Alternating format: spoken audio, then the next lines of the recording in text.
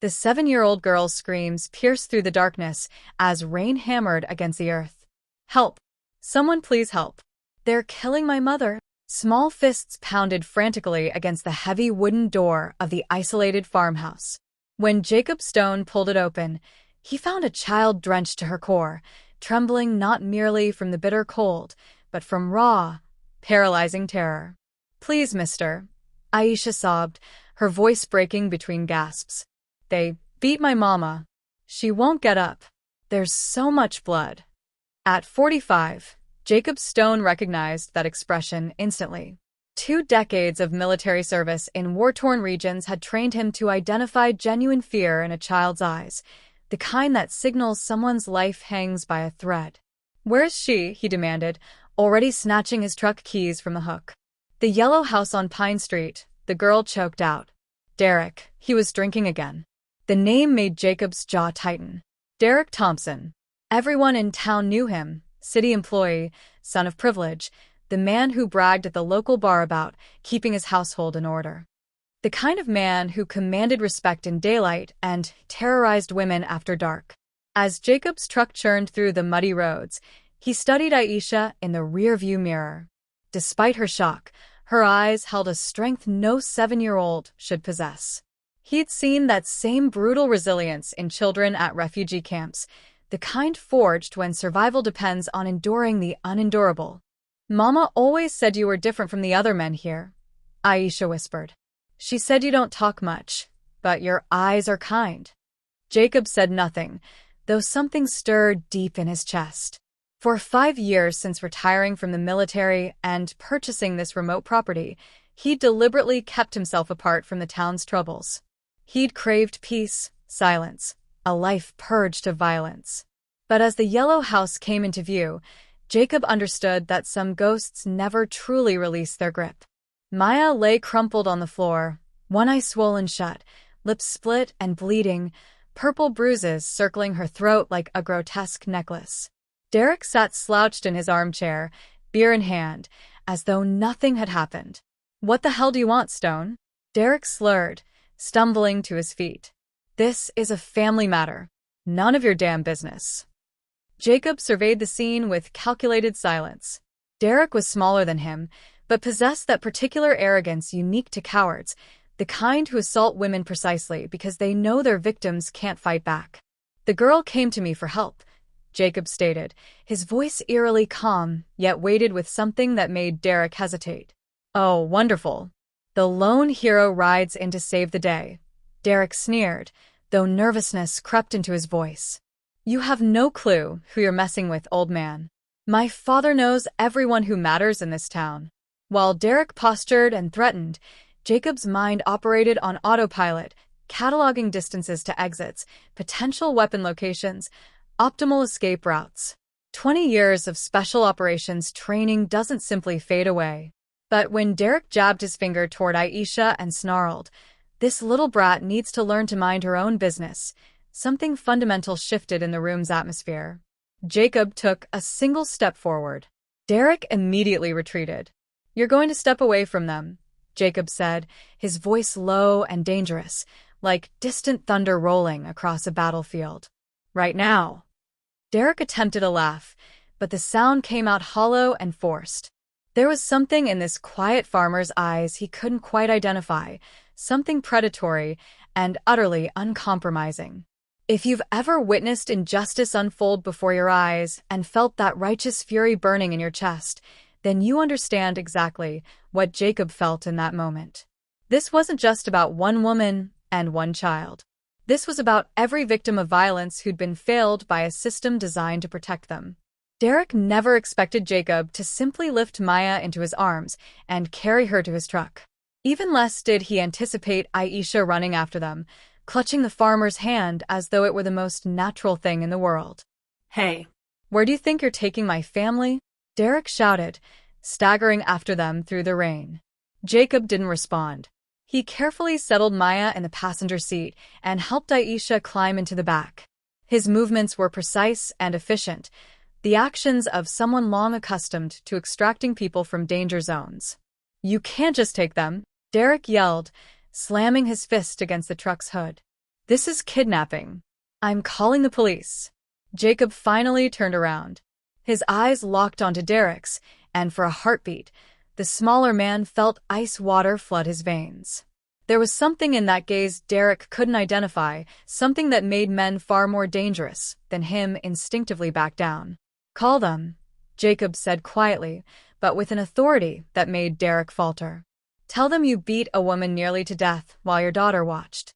Derek forced another laugh. You don't understand what you've done, Stone. My father is the mayor of this town. My family built half the buildings you see. Who are you? Just some traumatized soldier nobody wants around. Everyone knows you came back from the war with screws loose. For the first time, Jacob smiled. It wasn't a pleasant smile. It was the kind of smile combat veterans give when someone makes the fatal mistake of underestimating them. Maybe, Jacob said, putting the truck in gear. But at least I don't beat women. The last thing Derek heard was the sound of tires churning through mud as the truck drove away, taking his family beyond his reach. At Jacob's farmhouse, Maya remained unconscious on the living room sofa, covered with clean blankets. Aisha refused to leave her mother's side, so Jacob brought pillows and created an improvised bed on the floor beside the couch. Is Mama going to be okay? Aisha asked, her eyes still swollen from crying. Jacob examined Maya's injuries, the blackened eye, split lip, bruises encircling her neck. He'd seen similar wounds in Iraq and Afghanistan. He knew how to recognize the signs of systematic torture. She's going to be fine, Jacob assured her. For the first time since he'd found her, Aisha smiled. What the girl didn't know was that Jacob was lying. Maya showed signs of head trauma and possibly broken ribs. She needed a hospital, but Jacob knew Derek had connections throughout the city.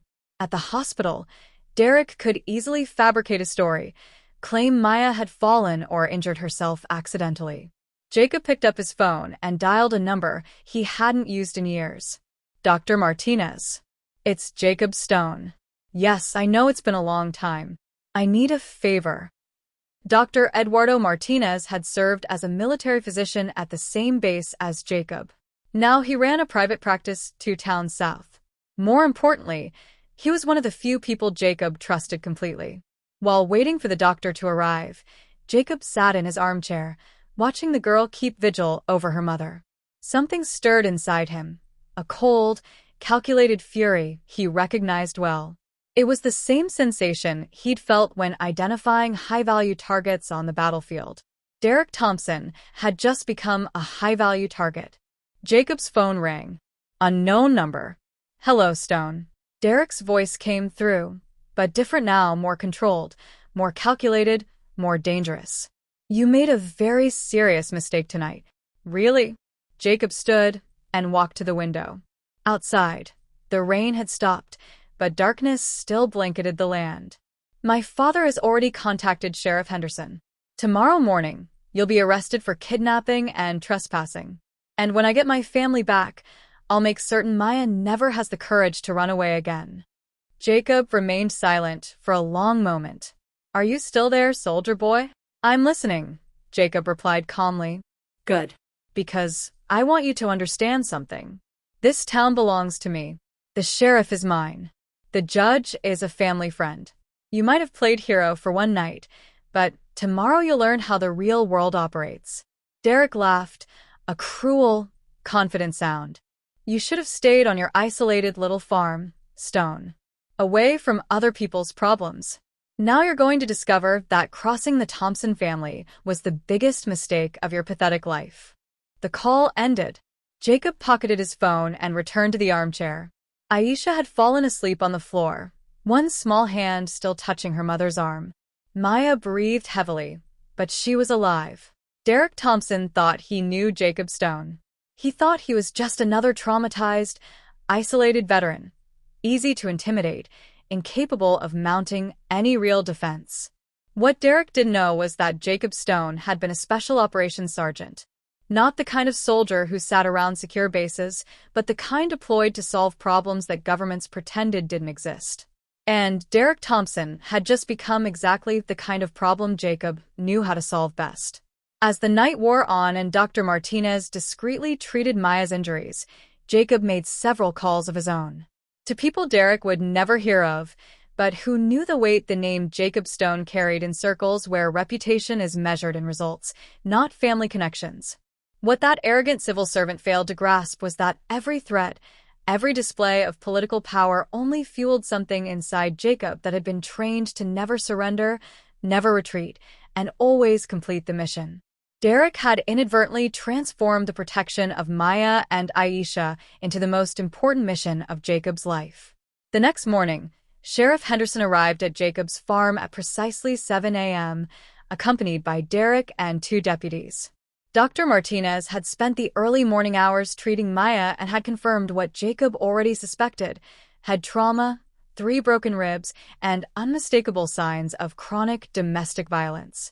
Jacob Stone, Henderson announced, pulling a document from his pocket. You're under arrest for kidnapping, trespassing, and interference in family matters.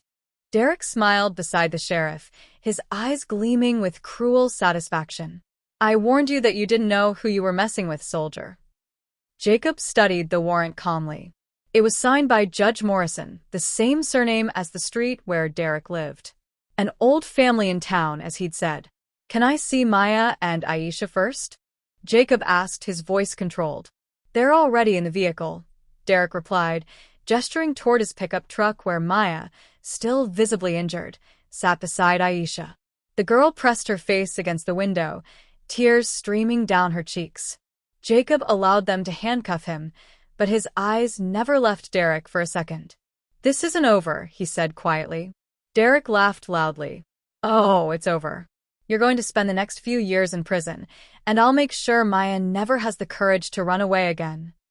What Derek didn't see was Jacob discreetly pressing a small device in his pocket, a transmitter he'd activated during the conversation.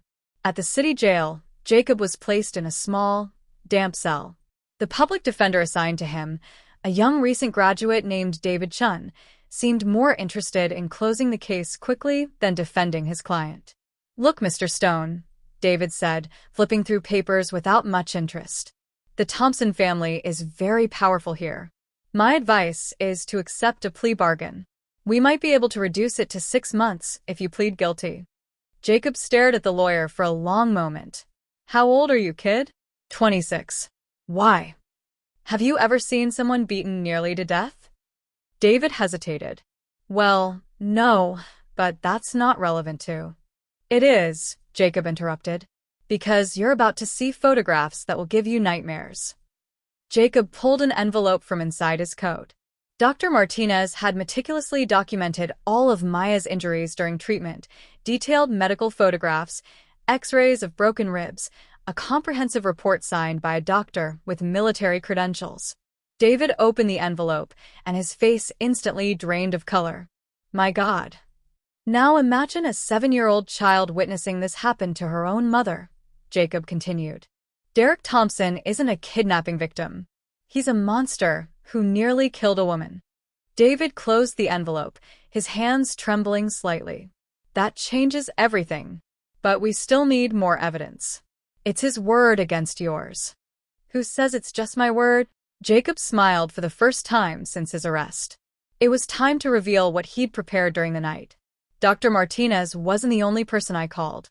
Do you know Captain Williams from the military police? David shook his head. He was my commanding officer for 8 years. He's retired now, but he still has connections everywhere that matters. And it turns out that domestic violence becomes a federal crime when it involves systematic patterns of torture. Jacob leaned forward, his voice low but laden with authority. Derek Thompson made the mistake of threatening a decorated veteran on a recorded call. I used military-grade equipment to document every word he said last night. David's eyes widened. You recorded the conversation? Not only did I record it, I streamed it live to a secure server that Captain Williams monitors 24 hours a day. Every threat, every mention of local corruption, every word about how he controls sheriffs and judges. Jacob leaned back in his chair, watching David process the information. Derek Thompson thinks he's playing chess in a small town. He doesn't realize he just stepped onto a federal battlefield. Meanwhile, Derek was at home celebrating his victory with whiskey and phone calls to friends. Maya was locked in her room with Aisha, the two of them huddled together on the bed, while Derek boasted to everyone about how he'd put that crazy soldier in his place. What Derek didn't know was that every call was being monitored by equipment Jacob had strategically placed around the property during his previous visits to town, small military-grade devices impossible to detect without specialized equipment. At 2 p.m., a black sedan with federal license plates pulled up in front of Derek's house. Two FBI agents exited, accompanied by Captain Williams in military uniform. Derek opened the door, still grinning from his presumed victory. "Can I help you?" "Derek Thompson? I'm Special Agent Rodriguez, FBI. You need to come with us to answer questions about domestic violence and obstruction of justice." The smile vanished from Derek's face instantly. "There must be some mistake. I'm the victim here. A man broke into my house and kidnapped my family." Captain Williams stepped forward, his presence imposing. "Mr. Thompson, you called Jacob Stone yesterday at 11:47 p.m. and made specific threats against him and his family. You also bragged about bribing local officials to persecute a military veteran." Derek felt the ground disappear beneath his feet. "How do you know about?" "Because it was all broadcast live to federal servers," Agent Rodriguez replied, "including your confessions about domestic violence and local corruption." As Derek was being handcuffed, Maya appeared at the door with Aisha in her arms. For the first time in years, she didn't try to hide or justify her injuries. "He almost killed me," Maya said, her voice firm, "in front of my daughter." By the end of the day, Jacob was released from the local jail with formal apologies. Sheriff Henderson had been suspended pending investigation, and Judge Morrison was being questioned about his ties to the Thompson family. David Chun, now fully invested in the case, met Jacob outside the police station. "How did you plan all of this?" he asked, clearly impressed. Jacob looked up at the evening sky, where the first stars were beginning to appear. Derek Thompson made two mistakes. First, he thought domestic violence was a local problem. Second, he threatened someone who swore an oath to protect the defenseless. He turned to David, his eyes reflecting a determination that made the young lawyer realize he was in the presence of someone who understood warfare in ways he would never comprehend. "But this is only the beginning, kid. Derek Thompson still doesn't understand the extent of the trouble he's gotten himself into." At the farm that night, Maya and Aisha were safe again. But this time, Jacob knew their safety would be permanent. The monitoring devices remained active, documenting Derek's every move, every phone call, every attempt at retaliation. What Derek couldn't understand was that Jacob wasn't just protecting two people. He had transformed the situation into a full-scale military operation, complete with 24-hour surveillance, federal backup, and a network of veterans ready to act if necessary. While Derek spent his first night in a federal cell, imagining everything would return to normal in a few days, Jacob was finalizing phase 2 of a plan that would destroy not only Derek, but the entire network of corruption that allowed men like him to operate with impunity. The former soldier had learned long ago that real wars aren't won in single battles. They're won by cutting off all the enemy's supply lines, eliminating their allies, and ensuring they never again have the resources to rise up. Derek Thompson was about to discover he'd declared war on someone who had turned the destruction of enemies into an exact science. Derek Thompson woke up in his federal cell convinced that everything would be resolved with a few phone calls. After all, his father was the mayor. He had expensive lawyers. This was just a misunderstanding that would be cleared up within hours. He didn't know that Jacob had spent the previous night installing listening devices in strategic locations throughout the city, not just at Derek's house, but at the mayor's office, the local police station, and even in Judge Morrison's chambers. At 8 a.m., when Derek finally gained access to the prison phone, his first call was to his father. "Dad, you need to get me out of here immediately. That crazy soldier." "Derek." Mayor Thompson's voice sounded strange, tense, strained. "Where are you calling from?" "From federal prison. They arrested me because of that Maya situation. You need to call Henderson, Morrison, whoever you need to." On the other end of the line, Agent Rodriguez smiled as he listened to the conversation being transmitted live to the FBI server. Every word was being recorded with crystal clarity by the military equipment Jacob had installed. Derek, listen very carefully, the mayor whispered. Don't say anything else on the phone. They're investigating the entire family. The FBI was here at 6 a.m. with search and seizure warrants. Derek felt the ground disappear beneath his feet. What do you mean? That's impossible. It's just a domestic dispute. They have recordings, Derek. Recordings of you threatening a military veteran. Recordings of me promising to influence the sheriff. Recordings of Judge Morrison fixing verdicts. The call ended abruptly. Derek stood holding the phone, cold sweat running down his face, when he noticed other inmates watching him curiously. One of them, a black man in his 40s with scars marking his face, approached. Are you Derek Thompson? The guy who beats women? Derek instinctively backed away. This is a misunderstanding. Misunderstanding. The man laughed, a humorless sound. Man, your story has spread through the entire prison. You beat a black woman in front of her daughter. You know what the problem is with people like you in here? Other inmates began to approach, forming a circle around Derek. The problem is, the man continued, in here, there's no mayor daddy, no family name, no political influence. In here, you're just another coward who beats women. While Derek faced his first lesson in how the world functioned without privilege, Jacob was at the farm receiving a call from Captain Williams. Jacob, we just completed the search. It's worse than we thought. What do you mean? The corruption wasn't just local. Derek was selling confidential city information to construction companies. His father had been facilitating fraudulent contracts for years. And Judge Morrison, he signed sentences without even reading the cases. Jacob looked out the window where Maya was in the garden teaching Aisha how to plant flowers. The girl was laughing for the first time since arriving at the farm. How many families did they destroy? Jacob asked.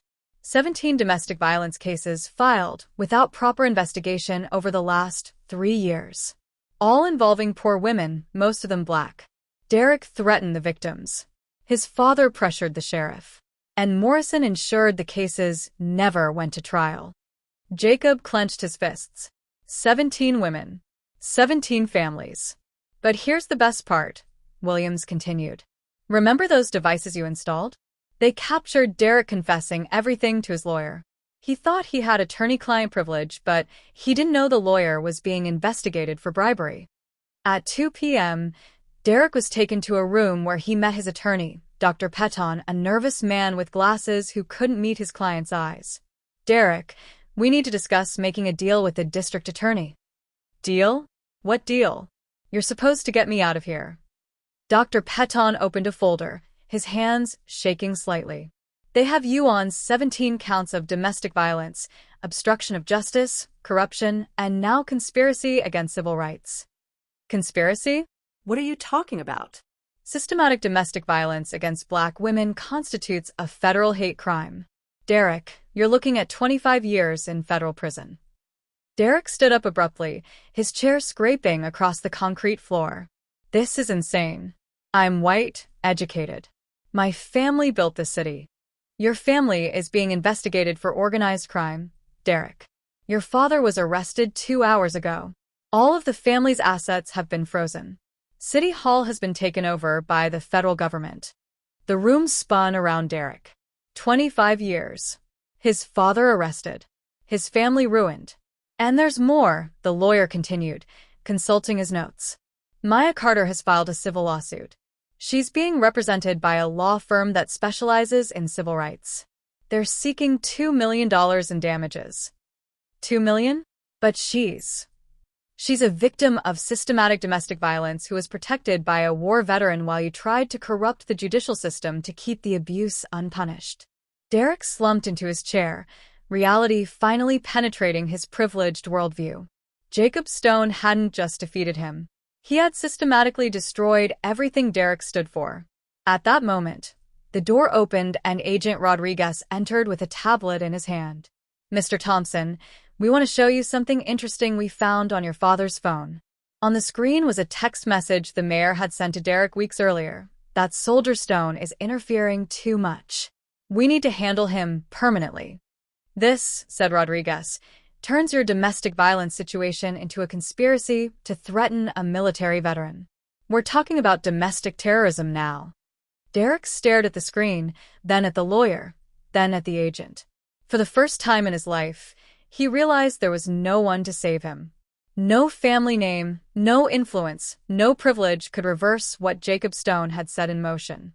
The former soldier had transformed a domestic violence situation into a full-blown military operation, documenting every crime, every threat, every act of corruption, and then handed it all, gift-wrapped, to the FBI. As Derek began to comprehend the magnitude of his downfall, Jacob was on the porch of the farmhouse watching Maya teach Aisha to ride a horse.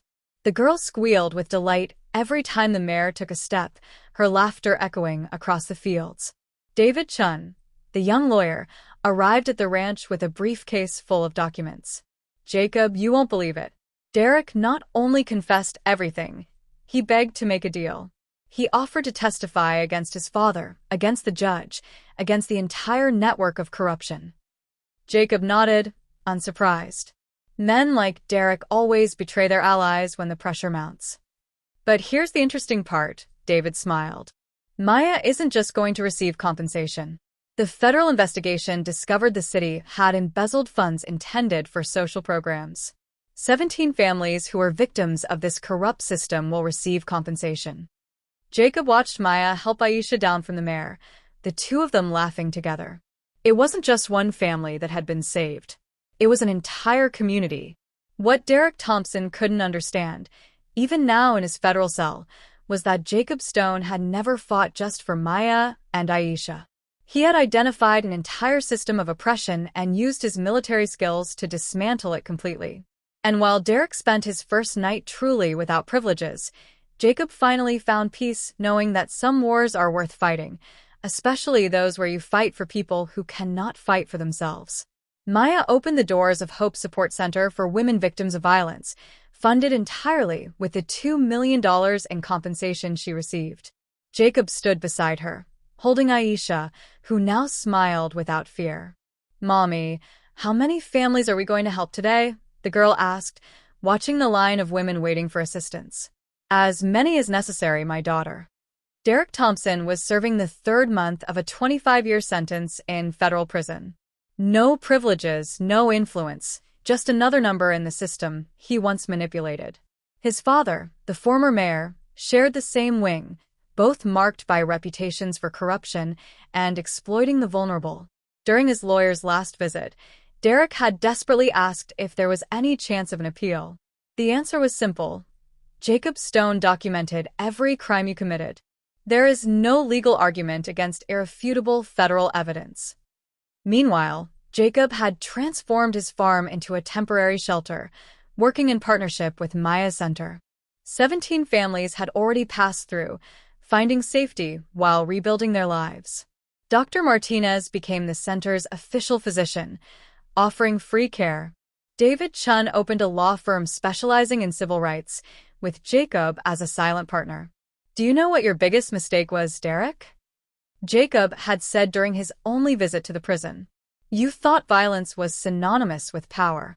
True power is building bridges where others build walls." Derek had simply stared through the bars, realizing too late that he'd underestimated not just one man, but a force for change that now benefited hundreds of people. Jacob's greatest revenge wasn't destroying Derek. It was building a legacy that would make it impossible for other men like him to operate with impunity. He had transformed one night of domestic violence into a quiet revolution that would change lives forever. The former soldier had proven that when you fight for the defenseless, you don't just change their lives, you become unstoppable. He'd shown that true strength isn't found in intimidation or violence, but in the courage to stand up for those who cannot stand up for themselves. The Hope Support Center continued to grow, helping more families every month. The network of corruption that had terrorized the town for years lay in ruins. And a 7-year-old girl who had once screamed in terror now laughed freely, teaching other children that there are people in this world worth believing in. Jacob Stone had taken his military training, designed for destruction, and weaponized it for protection and justice. He'd transformed himself from a soldier seeking peace into a guardian who would never stop fighting for those who needed him most. And somewhere in a federal prison, Derek Thompson finally understood that he hadn't just crossed a quiet farmer. He'd declared war on a man who turned protecting the innocent into an art form, who possessed the skills, connections, and unwavering determination to ensure that justice, real justice, would always prevail. This is a story that reminds us that heroes don't always wear capes. Sometimes they wear work boots and drive pickup trucks. Sometimes they're quiet men with haunted pasts who find redemption by becoming exactly what the vulnerable need most, an unshakable shield against those who would do them harm.